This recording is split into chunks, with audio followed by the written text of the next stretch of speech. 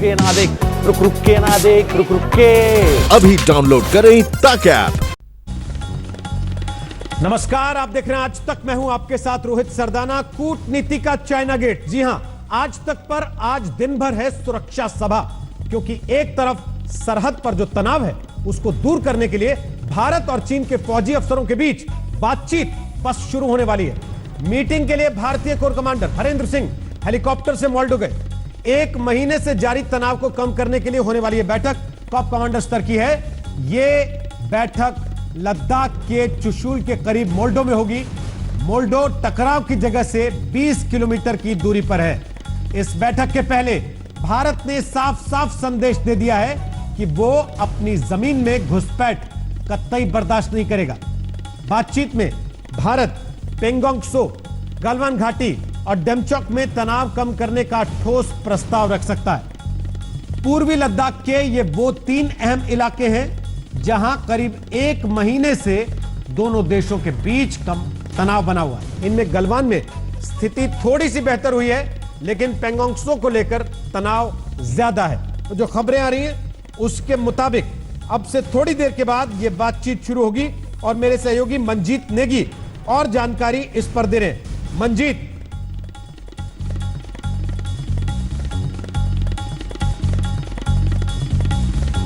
शायद मंजीत तक हमारी आवाज नहीं पहुंच रही है। अपने दर्शकों को हम बता दें इस समय की सबसे बड़ी खबर यह कि चीन से बातचीत में भारत अपना एजेंडा रख देगा।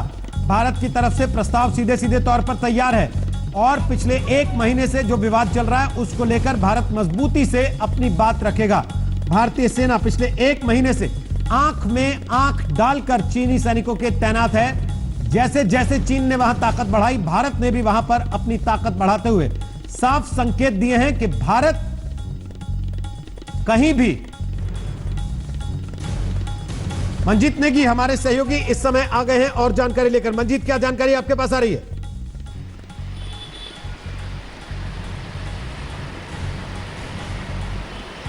रोहित, अपना सवाल दोहरा दें, किस बारे में जानकारी? मंजीत, कोर कमांडर स्तर की बैठक अब से कुछ मिनट के बाद शुरू हो जाएगी, ऐसा माना जा रहा है। क्या क्या चीजें भारत की तरफ से आज रखी जा सकती हैं चाइना के सामने?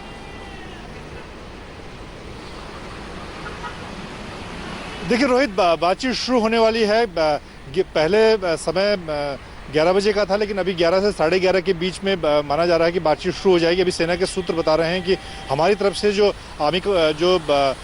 14 कोर कमांडर हैं लेफ्टिनेंट हरिंदर सिंह, वो पहुंच चुके हैं, क्योंकि बातचीत चीनी इलाके में है, मोल्डो में है, जो कि चुशूल के दूसरी तरफ है। वहां से वो वहां पर पहुंच चुके हैं और अब थोड़ी देर बाद उम्मीद की जा रही बातचीत शुरू हो जाएगी।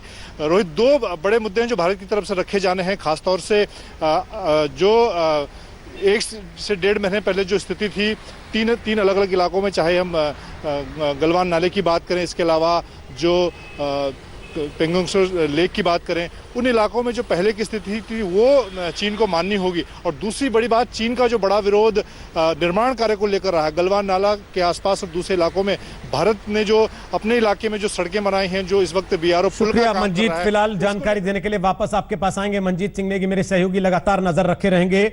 जो कुछ घटनाक्रम वहां होगा, जो जानकारी आएगी, आज तक आप तक सबसे पहले पहुंचाएगा। और आज दिन भर आज तक पर रहेंगे वो मेहमान, वो एक्सपर्ट्स, वो जानकार और विशेषज्ञ जो इस मुद्दे को गहराई से जानते हैं, समझते हैं और आपके सामने तस्वीर को साफ करने की कोशिश आज तक करेगा सुरक्षा सभा के जरिए। और 3 मेहमान इस समय हमारे साथ लाइव आ चुके हैं। हमारे साथ आ गए हैं जयदेव रानाडे, पूर्व एडिशनल सेक्रेटरी हैं रॉ के। हमारे साथ आ गए हैं पुंचक स्तोपदान, पूर्व भारतीय राजनयिक। और हमारे साथ आ गए हैं सुशांत सरीन, सीनियर फेलो हैं, ओआरएफ के रक्षा विशेषज्ञ हैं। आप तीनों का स्वागत है आज तक पर। सबसे पहले सुशांत सरीन, शुरुआत आपसे करना चाहता हूं। खासतौर पर सीमा पर जो तनाव इस समय पिछले 1 महीने से बना हुआ है, उस सब के बीच थोड़ा सा इसको हल्का करते हुए मेरा सवाल पहला यह है कि कूटनीति से काम चलेगा या कूटने की नीति से काम चलेगा? नहीं, मेरे ख्याल कूटनीति से ही काम चलेगा, लेकिन अगर कूटनीति से फिर नहीं काम चलेगा तो फिर हालात किस करवट बैठेंगे ये कहना बड़ा मुश्किल है। कूटना की बात करना देखिए बड़ा आसान बात होती है, लेकिन उसमें कोई भी सरकार उस नीति पर तब तक नहीं उसको लागू करेगी जब तक पानी सर के ऊपर से ना निकले। और मेरे ख्याल भारत सरकार और चीन में भी शायद कूटने की नीति पर अभी इतना सोच विचार नहीं है। मेरे ख्याल आंखें दिखाई जा रही हैं दोनों तरफ से, और अगर भारत दृढ़ निश्चय करके वहां पर बैठे रहे और जौन सी यथास्थिति पहले थी उसी पर वापस जाने पर इंसिस्ट करे, तो मेरे ख्याल वही एकमात्र सोल्यूशन है इसका। अगर वो नहीं होता तो फिर जितनी ये हम अब पिछले 20-25 साल से बातें सुनते आ रहे हैं पीस और ट्रैंक्विलिटी की बॉर्डर पर, वो सब बेमानी हो जाएगी। और उसके साथ साथ मेरे ख्याल कूटनीति में सिर्फ ये नहीं है कि जो भारत चीन के साथ बात कर रहा है, लेकिन मेरे ख्याल भारत को और भी संकेत देने की जरूरत है जो शायद भारत ने उस लिहाज से नहीं दिए जिस लिहाज से देना चाहिए। और उसका मैं आपको सिर्फ 2 उदाहरण देता हूं। एक कि आपकी जो सरकारी कंपनी है BSNL, जितना चीनी माल वो खरीदती है आपके टेलीकॉम सिस्टम्स में, मेरे ख्याल और कोई कंपनी भारत में नहीं खरीदती। तो ये बात बिल्कुल समझ के बाहर है कि वो ऐसा क्यों करती है। दूसरी चीज कि दुनिया भर में हुआवे के ऊपर एक लिहाज से प्रतिबंध लग रहे हैं और 5G के ट्रायल्स उनको नहीं करने दिए जा रहे, लेकिन भारत में उनको वो भी इजाजत दे दी गई है। तो मेरे ख्याल कहीं ना कहीं आपको कुछ इस तरीके के संकेत भी देने पड़ेंगे ताकि चीन को ये मालूम हो कि ये बिजनेस एज यूजुअल नहीं चल सकता। अगर ये बात आगे बढ़ी तो फिर ये बात काफी आगे तक जाएगी। जयदेव रानाडे, रक्षा मंत्री से आज तक ने बात की और उसके पहले भी वो लगातार संकेत देते रहे। उन्होंने कहा कि चीन को समझ लेना चाहिए कि ये 1962 वाला भारत नहीं है, 2020 वाला भारत है। लेकिन क्या ये बातें सिर्फ बातों तक हैं? असल में हम लोग मैसेजिंग उतनी स्ट्रांग कर पा रहे हैं, उतनी एग्रेसिव कर पा रहे हैं जितनी करनी चाहिए चीन जैसे देश को? देखिए, जहां तक ये सवाल है, थोड़े हद तक सुशांत सरीन जी ने अभी उसका जवाब दिया है कि भारत जो है वहां पे अभी डट के बैठी हुई है और आंख में आंख मिलाई हुई है। मतलब हम लोगों ने ये तो ग्राउंड पे तय कर लिया है और बताया है, सिग्नल दिया है चीन को कि हम पीछे हटने वाले नहीं हैं और आपको स्टेटस को एंटे करवाएंगे। मतलब जहां पे आप पहले थे ये सब करने के पहले, वहीं आपको जाना पड़ेगा। तो ये तो एक ग्राउंड लेवल पे सिग्नल दिए जा रही है। रक्षा मंत्री ने जो कहा है उसी को उन्होंने रिपीट किया है पब्लिकली। मेरे ख्याल से अब जो टॉक्स हो रहे हैं, डिप्लोमेटिक टॉक्स और कमांडर लेवल टॉक्स, दोनों यही बात को स्पष्ट करेंगे कि चीन को जाना है। तो तैयारी हमारे साइड से जरूर है, तैयारी उनके साइड से भी होगी, पर ये एक बात रही। दूसरी बात ये है कि जो किसी ने जिक्र किया था मेरे ख्याल से सुशांत जी ने, कि अगर वो पीछे नहीं हटे तो ऐसा लगेगा कि ये जो पीस एंड ट्रैंक्विलिटी वगैरह जो भी एग्रीमेंट साइन किए हैं उनके वो कंप्लायंस नहीं कर रहे हैं। इस पे मैं एक ही बात जोड़ना चाहता हूं कि जो भी एग्रीमेंट्स अभी तक साइन किए हैं उन्होंने कंप्लायंस नहीं की है। जो भी मीटिंग्स हुए हैं दोनों लीडर्स के बीच में, उसके भी उन्होंने पालन नहीं किया है। तो उनका जो भरोसा करना, मेरे ख्याल से हम लोगों को उन पे भरोसा करना, वो तो हम लोगों को अलग रखना चाहिए। ये जो प्रॉब्लम है ये एक इमीडिएट प्रॉब्लम है जो सॉल्व करना है। पर एक फाइनल बात मैं जोड़ लूं कि ये सिर्फ गलवान वैली और दमचौक का नहीं है, ये उन्होंने काफी अलग अलग जगह में कॉन्फ्रंटेशन पॉइंट्स खोले हैं। नकुला जो नॉर्थ सिक्किम में है, नथुला नहीं नकुला, वहां तक उन्होंने किया है और नेपाल को भी उन्होंने भड़काया है। तो ये मामला जो है सोच समझ के चीन ने किया है और हम लोगों को भी, और हम लोग कर रहे हैं। मेरे ख्याल से जो जवाब दे रही है वो भी सोच समझ के हम कर रहे हैं। पुंचक स्तुपदान, आपको लगता है जो जवाब दे रहे हैं वो इनफ है, पर्याप्त है, या इससे ज्यादा जवाब देना चाहिए था भारत को, भले ही वो किसी और तरीके से होता जैसा सुशांत सरीन ने सजेस्ट किया? दो तीन चीजें हैं वो जो कंसर्न है इमीडिएटली। जैसे तो मैं तो मानता हूँ उनको दोनों मेहमानों ने आपको बता दिया विस्तार से, लेकिन जो इमीडिएट जो चीज है जिससे थोड़ा सा रिलीफ मिले बॉर्डर पे, वो तो ये है कि जैसे रानाडे जी ने कहा कि स्टेटस को मेंटेन किया जाए, क्योंकि लगता है कि गलवान वाले में आपने जो भी कहा कि कुछ मीटर पीछे हट गए तो वहां थोड़ा स्थिति कंट्रोल में है। लेकिन जो ये फिंगर पॉइंट पे है, सिरिजाप कहते हैं, शेर का जाप, 5 फिंगर है वहां पे, है तो 8 है लेकिन 4 तक हमारी है। उन्होंने हमें इस साल 4 से आगे जाने नहीं दिया, पेट्रोलिंग के लिए, जो पेट्रोलिंग के लिए नॉर्मली जानते हैं 8 तक जाते हैं हमारी क्लेम लाइन तक, डिस्प्यूटेड लाइन तक, तो उसको उनको बोलना है कि नहीं, जो अप्रैल में स्थिति था उसके हिसाब से चले जाइए। तो कंडीशन नंबर 1 है। कंडीशन नंबर 2 ये है कि हमने अपने जमीन पे सड़कें बनाना शुरू किया है, वो उसको रोका नहीं जा सकता, हम ना रोकेंगे ना तुम रोक पाओगे। ये कंडीशन नंबर 2 है। और नंबर 3 है, कुछ प्रोटोकॉल जो है इन्होंने वायलेट किया है, जैसे कि जब भी फेस ऑफ होता है, एक ट्रूप दूसरे ट्रूप से मिलते हैं तो अपना अपना झंडा लगा के वो कुछ बातचीत शुरू करते हैं। तो अभी तो ये चाइनीज जो है वो रॉड के ऊपर कील लगा के ऐसे मारने लगे हैं, तो ये violation of all the protocol norms. तो ये चौथा कंसर्न है जी। और पांचवा ये है कि उन्होंने हमारा जो विश्वास जो है उसको विश्वासघात कर दिया, इसलिए क्योंकि सडनली उन्होंने करीब कहीं से एक ट्रूप्स लाया, पता नहीं क्या, शिंगजांग से लाया, तिब्बत से लाके बहुत सारे संख्या में उन्होंने ट्रूप्स वहां पे बॉर्डर पे तो नहीं लाया होगा, थोड़ा सा पीछे रखा होगा। कहते हैं कि जो 5,000 से 10,000 तक ट्रूप्स उन्होंने, वो किस लिए लाए हैं? तो जो LAC के जो CBM के अंदर है उसमें तो ये सारा है नहीं है कि लाइन ऑफ कंट्रोल तक गिर रहे हैं, तो वो तो पूरा प्रिपेयर करके आए कि जंग लड़ेंगे। तो ये इससे विश्वास टूट जाता है जितने भी CBM है। हाँ, मैं एक चीज मैंने नजर से देखा, जो मैं 2013 23 अक्टूबर को हमने लास्ट CBM जो BDCA कहते हैं, बॉर्डर डिफेंस कोऑपरेशन एग्रीमेंट, जो दपसंग इंसिडेंट के बाद हुआ था, उसमें 2 अच्छी सी चीजें हैं कि पेट्रोलिंग करते हैं तो पीछे से आपको ट्रेल नहीं करेंगे, पीछा नहीं करेंगे, वो सही था, एक प्रैक्टिकल चीज था। दूसरा था, कोई वहां के जो लोकल लोग इधर से मूव करते हैं तो उसको डिस्टर्ब नहीं करेंगे।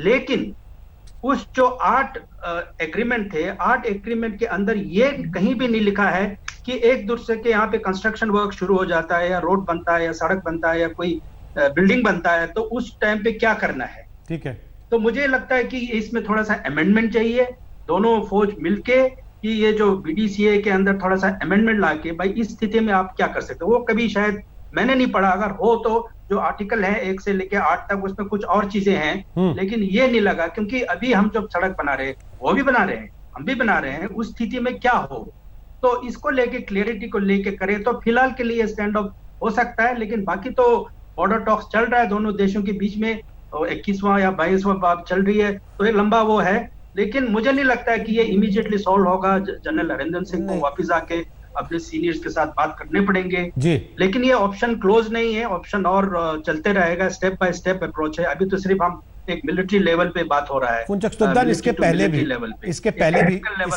पिछले 1 महीने में कई बार बात हुई, और भी चैनल्स खुले हैं, पिछले 1 महीने में कई बार बात हुई।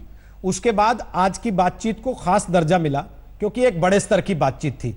और इसके दरमियान जो चीजें हो गई सुशांत सरीन, खास तौर पर G7 की बात जो शुरू हुई कि G7+4 या G7+3, और उसके बाद ग्लोबल टाइम्स ने जिस तरीके से उस चीज को भारत को एक मैसेज के लिए इस्तेमाल करने की कोशिश की कि आप इस चक्कर में मत पड़िएगा, क्या आपको लगता है कि चीन का इन बातों को छूना कहीं ना कहीं भारत का दबाव वो काम कर रहा है, वो असर दिखा रहा है आपने? नहीं, मेरे ख्याल भारत को दबाव और बनाने की जरूरत है। जो G7 की सारी बातचीत है वो चीन की तरफ से हो सकता है संकेत हो, और मेरे ख्याल राणा डे साहब से बेटर तो कोई आदमी नहीं हो सकता उस पर व्याख्या करने के लिए। लेकिन मेरा मानना यह है कि शायद जिस तरीके का कूटनीतिक दबाव हमारे को बनाना चाहिए या जिस तरीके की हमारे को अलायंसेस की तरफ जाना चाहिए, हम छोटे मोटे संकेत जरूर करते हैं, लेकिन क्या हम पूरी तरीके से उस तरीके के फ्रेमवर्क में जाने को तैयार हैं या नहीं, मेरे ख्याल इस पर एक सवालिया निशान है। दूसरी प्रॉब्लम हमारी ये है कि जो मेरे मित्र स्तुपदन कह रहे हैं कि विश्वासघात किया, ये मुझे आज तक कभी ये समझ नहीं आया, और ये मेरा एक सवाल भी है राणा डे साहब से कि ये विश्वासघात हरदम भारत के साथ क्यों होता है? ये क्या हमारी नीति है कि हर बारी हमारे साथ विश्वासघात होता है? हमारे को क्या प्रॉब्लम है कि हम समझ नहीं पाए, ना तो हम अपने पश्चिमी बॉर्डर पर पाकिस्तानियों को कभी समझ पाए हैं कि वो किस तरीके की हिमाकत करते हैं और क्या इरैशनैलिटी है वहां पर, और हम कई बारी ये होता है कि हम मानते हैं कि नहीं वो ये नहीं करेंगे लेकिन वो कर जाते हैं। और क्या कारण है कि पूर्वी सीमा पर भी यही चीज होती है कि अगर चीन की तरफ से एक बड़े लेवल की एक्सरसाइज हो रही थी तो हमने ये क्यों माना कि वो एक्सरसाइज होगी और वो वापस चली जाएंगी। हो सकता है कि 10 में से 9 बारी वो वापस जाते हो, और हो सकता है इस बार 10वीं बार है कि वो ट्रूप्स को वहां पर लेके आए और फिर आगे ले आए। तो हमारे को हर 10 बारी अपने साथ सतर्क रहना चाहिए कि अगर इस तरीके की कोई हिमाकत हो तो हम उससे पहले कि वो कुछ कर पाए, हम उससे पहले ही उनको काउंटर कर पाए। क्या कारण है कि हमारे साथ हरदम विश्वासघात होता है? तो मेरे ये 2 मुद्दे हैं कि एक तो कूटनीतिक स्तर पर बड़े संकेत आए हैं दुनिया भर से, लेकिन हम कहीं ना कहीं स्ट्रैटेजिक ऑटोनॉमी की बात करते हैं। अब आपकी क्या स्ट्रैटेजिक ऑटोनॉमी रही है? जब चीन आकर आपके साथ जिस तरीके की हरकत कर रहा है, उसमें हमारी क्या स्ट्रैटेजिक ऑटोनॉमी है? तो ये हमने ये फलसफे बनाए हुए हैं, ये मंत्र है जिसको जपते रहते हैं, क्योंकि किसी समय किसी ने ये मंत्र हमारे हाथ में दे दिया, तो बिना सोचे समझे हम जो मंत्रों को जपते हैं, स्ट्रैटेजिक ऑटोनॉमी, तमाम नॉन अलाइनमेंट, इस टाइप की जो बकवास सुशांत सरीन, उससे मैं, ठीक है आपका मैं इशारा समझ रहा हूं, आप किधर इशारा कर रहे हैं, लेकिन उससे आप हटें तो तब हटे ना जब उसके बेहतर आपका कोई विकल्प आपके हाथ में हो। आपकी नीति में आपने पिछले कुछ वर्षों में यह दिखाया हो कि हम नई नीति की तरफ शिफ्ट कर रहे हैं और देखिए इससे हम बेहतर नजर आते हैं, बेहतर हम बिहेव कर पाते हैं और लोग हमसे घबराने लगते हैं, फिर हमसे धोखा करने की हिम्मत नहीं करता कोई। धोखे तो आप फिर भी खा रहे हैं लगातार। वो मेरा तो सवाल यही है कि ये जो देखिए अंतरराष्ट्रीय रिलेशंस में और खास तौर पर उन मुल्कों के साथ जिनके आपके साथ कोई विवाद हैं या बहुत बड़े बड़े मुद्दे हैं आपके, या आपकी जंगें हो चुकी हैं या तनाव रहता है आपका, वहां पर आप किसी के ऊपर भी कैसे विश्वास करते हैं? मुझे ये बात आज तक समझ नहीं आई। और हमारे यहाँ पर या तो ये हमारी सांस्कृतिक एक धरोहर है कि विश्वासघात, ये मेरे को अंतरराष्ट्रीय रिलेशंस में ये शब्द विश्वासघात मुझे आज तक कभी समझ नहीं आया। मैं पूछ लेता हूं आपका सवाल जयदेव रानाडे से। आपने कहा भी कि उनसे बेहतर कोई जवाब नहीं दे सकता। रानाडे साहब, ये विश्वासघात या धोखा भारत के साथ ही क्यों होता है बार बार, जो सुशांत सरीन पूछ रहे हैं? नहीं, वो कह रहे हैं, बिल्कुल सही कह रहे हैं कि विश्वासघात होती रहती है। सिर्फ चीन के साथ नहीं, पाकिस्तान के साथ भी हुई है और होती रहती है, क्योंकि मेरे ख्याल से 2 कारण हैं। एक कि हम लोग मतलब पूरा सरकार जो है मतलब होल ऑफ गवर्नमेंट अप्रोच नहीं ले पा रहे हैं, और ना हमारी सोच एक ही स्ट्रीम में, यानी कि सरकार के अंदर भी जैसे उन्होंने जिक्र किया, BSNL बराबर चीन से सामान खरीदते जा रही है। बाकी के ये डोकलम के टाइम पे भी चलता रहा है, और बाकी के कंपनीज और गवर्नमेंट एजेंसीज भी करते रहे। एक हाथ पे जब डोकलम चल रहा था, हमें चीन को एडवर्सरी या एनिमी समझना चाहिए, तो ट्रेड तो होनी नहीं चाहिए। पर एक मैं सिर्फ एग्जांपल दे रहा हूं, और यही जो सोच है बाकी के जगह भी आती है कि भाई चीन को ज्यादा प्रवोक मत करना वगैरह। पर बात यह है कि जो हमारी बॉर्डर है हमें वहां पे सतर्क रहना चाहिए। और जैसे इन्होंने कहा, जब वो उनकी एक्सरसाइज हो रही थी, और हमें तो और अलर्ट होना चाहिए था, क्योंकि चीन के साथ हमारे रिश्ते इतने अच्छे नहीं है और बॉर्डर्स के बहुत मसले हैं, तो हमें आगे बढ़ के सतर्क रहना चाहिए था। ये क्यों हो रहा है कि वो आते हैं और फिर हम लोग रिएक्ट करते हैं? ये बात बिल्कुल सही कही। दूसरी बात मैं जोड़ना चाहता हूं इसमें कि इतने पॉइंट्स पे जो हुए, इसका क्या मतलब है कि हम लोग देख नहीं रहे थे वहां पे, या उन्होंने मतलब चुपचाप से आए? पर ये बात मैं जरूर कहूंगा कि हमें ट्रस्ट नहीं करना चाहिए, और ये मैं पहले से भी कह आ रहा हूं कि ट्रस्ट नहीं करना चाहिए। ये तो हुआवे का मैंने एक एग्जांपल दिया, बहुत सालों से चल रहा है, अभी तक हम लोगों ने निश्चय नहीं किया कि हुआवे को लेंगे या नहीं लेंगे, अभी तक डिसीजन नहीं हुई। तो क्यों हम टंगा के रखते हैं? सीधा स्पष्ट कहना चाहिए कि हाँ या ना, और ना ही होना चाहिए। बट जैसे मैं कह रहा हूं, अभी जो मामला हुआ है हमारे सामने, ये इसमें बहुत प्लानिंग हुई है। कम से कम 2-3 महीने की प्लानिंग की होगी चीन ने, और ये आप आर्मी के लोगों से पूछ लीजिए, अगर वो करते तो कितना टाइम लगता। 2-3 महीने की तो प्लानिंग हुई है। पूरे वेस्टर्न थिएटर कमांड को अलर्ट की है, पीछे से उन्होंने इक्विपमेंट और फायर आर्म्स और ट्रूप्स मंगवाए हैं, हवाई जहाज मंगाए हैं। तो ये तो काफी प्लानिंग है, ये हमें ध्यान में रखना चाहिए इस टाइम। तो भारत सो रहा था क्या? आप क्या कह रहे हैं? भारत को खबर तक नहीं हुई। जी, आप क्या कह रहे हैं? क्या मैं इसको ऐसा समझूं कि आप इस बात की तरफ इशारा कर रहे हैं कि भारत सोते हुए पकड़ा गया? असल में भारत को कानो कान खबर तक नहीं हुई कि इतना कुछ हो रहा है वहां पे। मैं तो ये समझ रहा हूं कि ये मेरे ख्याल से तो प्लानिंग जरूर हुई है, माने ना माने, पर इतने मैंने कहा ना आपको, इतने पॉइंट्स पे कॉन्फ्रंटेशन और कोऑर्डिनेटेड है, 2-3 दिन के अंदर हुए, 5 तारीख, 7 तारीख, 9 तारीख, तो मतलब कुछ तो प्लानिंग होगी। एक बड़ी चीज प्लानिंग की ना पता हो, बट कम से कम ट्रुप के मूवमेंट के बारे में पता होना चाहिए। आजकल तो काफी टेक्नोलॉजी बढ़ी हुई है और मेरे ख्याल से हम लोगों को अगर नहीं है तो इन्वेस्ट करना चाहिए उसमें। पुंचक सुबदान, एक तरफ चीन धीमे धीमे करते करते वहां पर अपने सैनिकों को जमा देता है और दूसरी तरफ हम यही मैसेज देने में लगे रह जाते हैं कि देखो भारत, अमेरिका, जापान, हम क्या करने वाले हैं, हम किस तरीके से एक पैक्ट कर रहे हैं, ऑस्ट्रेलिया के साथ हमारी नजदीकी कैसे बढ़ रही है, समंदर में हम चाइना को कैसे घेर सकते हैं। हम जो तैयारी कर रहे हैं, क्या ऐसा है कि वो वर्षों की तैयारी है और चीन जो कर रहा है वो महीनों का खेल करता है और उसके बाद आपको दबाव में ला देता है?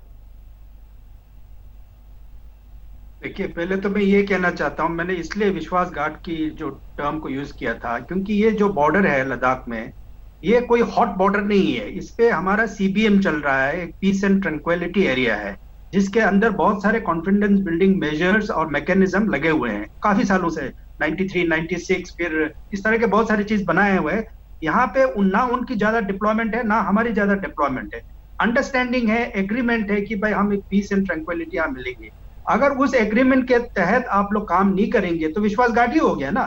वैसे तो इंटरनेशनल रिलेशन में तो ट्रस्ट तो कुछ होता ही नहीं है, लेकिन यहाँ पे कुछ एग्रीड चीजें हैं जिसको आपने तोड़ा है, इसलिए मैं ये विश्वासघात कह रहा हूँ। वैसे तो कोई विश्वास बोल के कुछ चीज होता नहीं, किसी को भी विश्वास नहीं कर सकते आप। अच्छा, दूसरा जो ये आप कह रहे हो कि इधर उधर जो स्ट्रेटेजिक जो लैंडस्केप के बारे में, वो तो उनकी अपनी परसेप्शन है। वो कह रहे हैं कि हम जी इंडिया जो है यूएस के साथ जा रहा है, ऑस्ट्रेलिया के साथ जा रहा है, इधर जा रहा है, उधर जा रहा है। वो अपना कुछ एनालिसिस करते होंगे, जो जो उनके मन में आया वो लिखते होंगे या बोलते होंगे।